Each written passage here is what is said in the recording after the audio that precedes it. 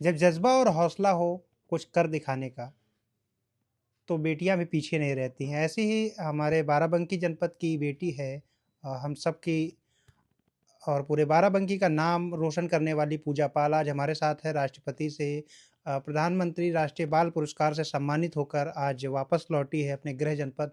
मैं उससे बात करने के लिए यहाँ पर बैठा हूँ और हेलो बाराबंकी की पूरी टीम उन्हें बहुत बधाई देती है। पूजा कैसा लग रहा है आप राष्ट्रपति से सम्मानित होके आई हैं? मुझे बहुत अच्छा लग रहा कि मैं राष्ट्रपति जी से मिल पाई हूँ। जी। पूजा क्या अनुभव रहा वहाँ पर जब आप राष्ट्रपति जी थे, प्रधानमंत्री जी थे, सभी लोग वहाँ पर थे, उस समय आपको जब मंच पे बुलाया गया तो कैसा लगा आपको पहले तो? सर मुझे बहुत अच्छा लग रहा था, मैंने कभी आज तक सपने में भी नहीं सोचा था कि मैं राष्ट्रपति जी से और पीएम मोदी जी से मिल पाऊँगी। आज मेरा वो सपना पूरा हो गया, हमारे माता-पिता जी के आशीर्वाद से और हमारे guide teacher Rajiv Srivastava sir की मदद से और आशीर्वाद से आज मैं वहाँ तक पहुँच पाई हूँ।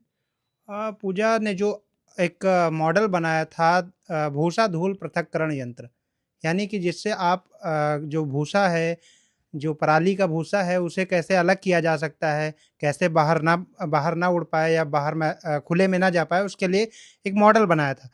पूजा इस मॉडल की शुरुआत कहाँ से हुई और अब तक का पूरा सफ़र, जापान जाने तक का और यहाँ तक जाने का पूरा सफ़र कुछ चंद शब्दों में बताएँ? सर क्योंकि हम गाँव के रहने वाले हैं तो स्कूल में पढ़ते समय पास में खेत में चल रहे थ्रेशर से निकलने वाली धूल हमारे स्कूल में आती थी, जिससे हम लोगों को पढ़ने लिखने में, सांस लेने में ऐसे कई दिक्कतें होती थी। इन सब परिस्थितियों को देखते हुए मैंने अपने राजीव श्रीवास्तव सर से बताया कि सर इसके हम लिए क्या करें जो इस धूल को रोक सकते हैं। तो सर ने बोला हाँ बेटा, सोच तो तुम अच्छा रही हो कि इससे कुछ करिए जिससे ये धूल रुक जाए। तो इनसे कई दिन तक हम सोचते रहे, लेकिन जब मैंने एक दिन माँ को जो चलनी से गेहूँ का आटा चालते हुए देखा, तब हमारे समझ में आया कि जितना महीन था वो नीचे गिर रहा था और जितना बड़ा था वो चलनी में ऊपर था। तब हमारे समझ में आया कि जो घर-वर बनते हैं तो वो चलना जो होता है, तो वो चलना मैं स्कूल लेकर गई अपने राजीव श्रीवास्तव सर के साथ में और 2-4 बच्चों को लेकर उस खेत में गई। तो उसके सामने जहाँ थ्रेसर चल रहा था उसके सामने मैंने लगा दिया। जो भूसा तेज़ हवा के साथ जाता था तो उस जाली से टकरा रहा था। तो जब टकराता था भूसा आगे की ओर गिर रहा था, पीछे लगे पंखे की सहायता से वो भूसा बाहर की ओर चला जाता। उसे हम टाली या ट्रैक्टर में किसी चीज़ में उसे इकट्ठा कर सकते हैं।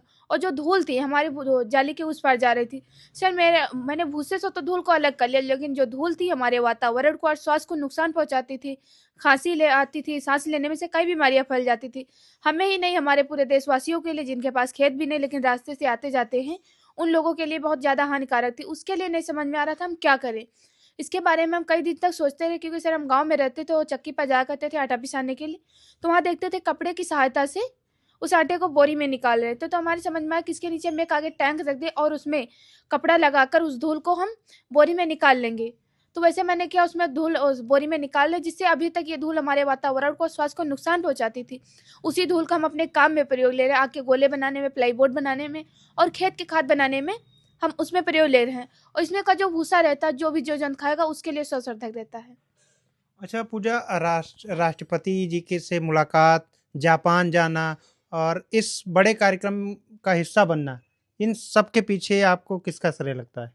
सर हमारे माता-पिता और ख़ास तौर से हमारे राजीव श्रीवास्तव सर का श्रेय लगता है। मैं इसका श्रेय अपने राजीव श्रीवास्तव सर का देना ही चाहूँगी। अच्छा और ये बताइए पूजा, जब आप को ये सूचना आई या बताया गया कि आपको राष्ट्रीय बाल पुरस्कार से सम्मानित किया जाएगा, तब आपने कैसा क्या लगा आपको? सर मुझे बहुत अच्छा लग रहा था। हम तो कभी सोचे ही नहीं थे कि हमें राष्ट्रीय बाल पुरस्कार मिलेगा। लेकिन आज मेरा वो सपना पूरा हो गया। अच्छा जब आपको राष्ट्रीय बाल पुरस्कार मिला तो उस समय राष्ट्रपति जी ने आपसे कुछ कहा भी था, आपको कुछ बताया भी था क्या ऐसा कुछ? ये सर वहाँ पर जो फ़ोटो क्लिक करवाने के लिए ले गए तो बताएँ कि हम आप लोगों से बाद में मिलकर बातें करेंगे। अच्छा, क्या बातें हुई? क्या वो कुछ बताएँगे? सर और तो कुछ नहीं बोली थी, बस इतना ही बोले थे कि हम आप लोगों से मिलकर बाद में बातें करेंगे। अच्छा, फिर वहाँ पर मंच पे बुला के हम लोगों को सम्मानित किया।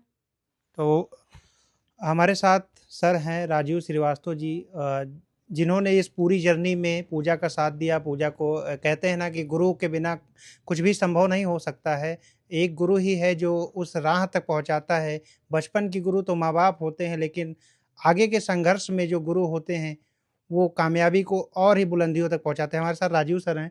सर कैसा लग रहा है और इसके बारे में क्या बच्ची के बारे में कुछ बताएँ? बहुत अच्छा लग रहा है और एक शिक्षक को खुशी होनी भी चाहिए और मुझे बहुत खुशी है कि मेरी छात्रा पूजा आज इस मुकाम पे पहुंची है कि राष्ट्रीय प्रधानमंत्री बाल पुरस्कार इसको मिला और एक ही दिन में राष्ट्रपति महोदया जी से आशीर्वाद मिला और माननीय प्रधानमंत्री मोदी जी का आशीर्वाद प्राप्त हुआ। तो सर सबसे पहले भी तो मैं भारत सरकार की बड़ी प्रशंसा करना चाहूँगा, उत्तर प्रदेश सरकार की, कि जो इस तरह की इंस्पायर अवार्ड जैसी स्कीम लाते हैं तो बहुत अच्छी स्कीम है। उसी के तहत देखिए बच्चे ने नवाचार सोचा, उसको बनाने का प्रयास किया और पूजा ही नहीं, बहुत सारे बच्चे उसमें फॉर्म अप्लाई करते हैं, बनाने की कोशिश करते हैं, बहुत से लोगों को बनता है। हाँ ठीक है, कुछ लोग आगे विजयी नहीं हो पाते हैं, लेकिन कहीं ना कहीं तक वो काफ़ी दूरी तक बढ़ते हैं। तो इस तरह की जो स्कीम्स आ रही हैं, और अभी देखिए बिलजथान आया था, माननीय मोदी जी ने शुरू किया है विकसित भारत 2047 में, वो तो समझिए एक नया आयाम स्थापित करने वाला है। इस तरह की स्कीम के तहत पूजा ने जब अप्लाई किया और फिर मंडलीय और राज्य स्तर होते हुए नेशनल जीती है सर, 60 बच्चे उसमें विजयी हुए और उन 60 बच्चों को सकूरा साइंस एक्सचेंज प्रोग्राम के अंतर्गत सर जापान भी भेजा गया। ये 1 हफ्ते की विजिट करके आई और उसके बाद इसका संघर्ष बहुत रहा सर। संघर्ष ये रहा, चलिए अब तो मतलब उत्तर प्रदेश सरकार ने इसको एक आवास उपलब्ध कराया है और धीरे धीरे काम चल रहा है और लाइट लग गई है। और लेकिन अब इसका जो संघर्ष रहा है उसमें किसी ने कभी हार नहीं मानी। इसका जो जज्बा था काम करने का, पढ़ाई करने का, जो कि इसको माता पिता से मिला, वो भी कहते हैं नहीं बेटा पढ़ो, आपको घर का काम नहीं करना है। वो लगन इसको आज यहाँ तक लेके पहुँचा आई है। तो और आज ने इस मुकाम पे पहुँची है, मुझे बहुत अच्छा लग रहा है। सर आप जब पहुँचे इस कार्यक्रम में, राष्ट्रपति जी, प्रधानमंत्री जी से आपकी भी मुलाकात हुई होगी। क्या उन्होंने कुछ आपसे कहा या कुछ ऐसा जो आपको वहाँ पर सबसे अलग लगा? सर जब राष्ट्रपति जी इसको अवार्ड दे रही थी तो उसमें तो मस्तिष्क न शून्य की स्थिति में चला जाता है। वो दृश्य देखने को आंखें तरस रही थी कि आज देखिए ये बच्ची वहाँ तक पहुँच करके उनसे अवार्ड ले रही है और नेशनल अवार्ड पा रही है। बस सर हमको पूजा पहुंच गई मुकाम पे, आज जहाँ जो ये अवार्ड मिला। लेकिन सर दूसरा मेरा अब दूसरा प्रयास जो शुरू हो गया है कि पूजा को जो बच्चे नज़ीर मान लिए और उसको एक आइडियल मान लिए कि पूजा कर सकती है, तो हम बच्चों को बताना, हम ही नहीं, मेरे सारे शिक्षक साथी शुरू हो गए बताने के लिए कि देखिए अगर पूजा बढ़ सकती है, बिना संसाधनों के जा सकती है आगे, तो आप में भी कोई कमी नहीं है, आप भी आगे जा सकते हैं। सर हमें हर बच्चे को इसी तरह निखारना है, उनके अंदर की कला को लाना है और बच्चों को आगे बढ़ाना है। पूजा, बाराबंकी की जो भी जनता देख रही है आपको, बाराबंकी के जो बच्चे देख रहे हैं आपको, उनसे क्या कहना चाहेंगे आप?